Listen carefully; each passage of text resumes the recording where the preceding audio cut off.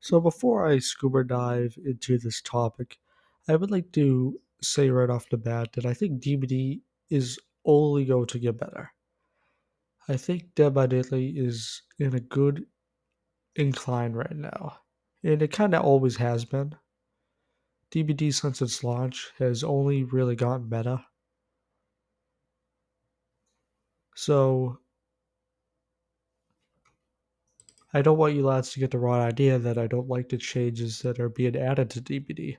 I think they're pretty good, but as I'm going to get into later in the video, I just have my own thoughts and opinions on them. So, with that out of the way, let's talk about DBD. I think I should get my feelings out of the way first. I don't think I can keep up with the rapid changes that have been happening in DBD.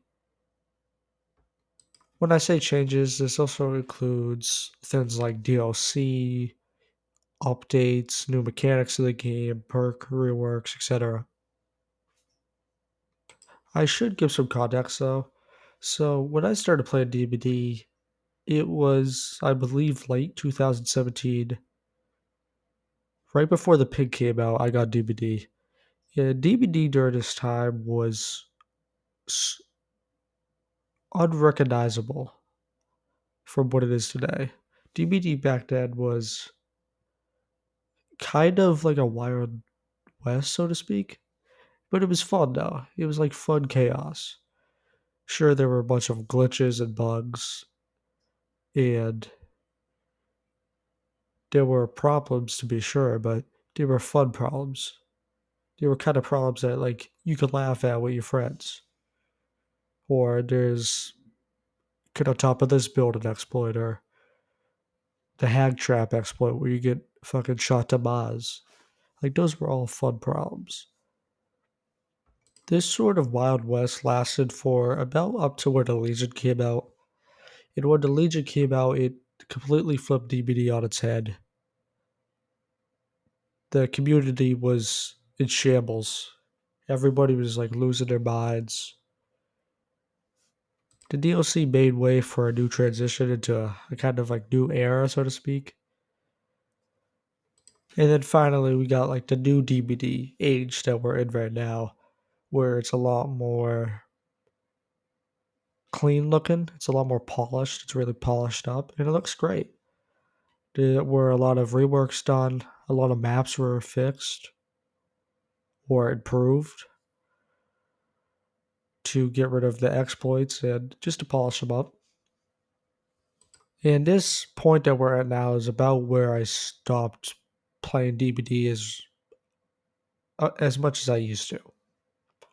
I've always loved DBD, but around late into like the Legion era, so to speak, of DBD, I started taking dips away from the game to play other games and to play with my friends. And this is where DBD kind of lost me. When I came back to DBD after a little bit of a break, the game I saw, I was like, holy shit, this game has changed so much. Like, there's whole new killers, there's a bunch of new perks. And I bought a couple of the killers and I bought a couple of the survivors. I got some blood points. I got them up, got the teachables. I had a good time. But every time I took a break and came back to the game, it became harder and harder to get back into it. After a while playing DBD, you kind of realize that DBD is a game that to take a break from is difficult, so to speak, because the game is always changing and new changes are being added, which I think is great. I think that adding new things to a game keeps it fresh, keeps more people coming in, more people staying. But for me, it is increasingly difficult to get back into it. And this is where kind of stopped playing DBD entirely. And this is kind of where the I am right now at the moment. I mean, I don't know about you lads, but I think DBD has changed so much. You look at DBD in 2017 compared to 2024, it is mind-boggling how different it is, yet similar in a way. It's always had that DBD feel into it, which I like. The new changes are good, but I don't really find myself, or should I say, seeing myself playing DBD in the future much. Perhaps when a new killer's added, I might make a video on them, or new survivors added, new perks, new map. But I kind of feel like DBD is not really a game you're supposed to take breaks from. And if I had the choice of either playing DBD a lot, which would probably result in burnout, and not playing DBD altogether, I would probably take the latter, which is sad to me because I actually really like the game and I hope it does well. I mean, DBD right now is at the top, like the tippity top. It's the best horror game out right now, and I think it's going to stay that way for a long time. So you may be asking yourself, then what's the point of this video? Is it to promote sticking with DBD? Is it to warn you against the problem? I made this video to try to reach out to people who have the same issue, so to speak.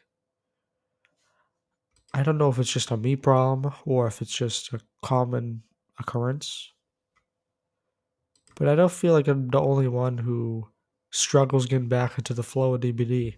Because to me, DBD is like a river. Like you got to keep going with it, or you got to get caught up. So I guess the message of this video is that if there's a game that you really like and you've played for a long time, I wouldn't be scared of going away from it or taking a break from it, despite what might happen or how your views about the game might change. There's plenty of games out there, and there's plenty of games that I didn't know I would have so much fun playing. Like Siege, I've gotten into Siege recently. My friends got me into it, and I've had a lot of fun playing that. So yeah, I would recommend trying new games, trying them out. Sometimes people just grow out of the games they play, you know?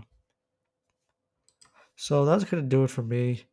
I usually, when I make a video, I get it all nice and polished, cut up the spaces in between when I talk. But I want this video to feel straight from the tap, so to speak. Just me and the mic.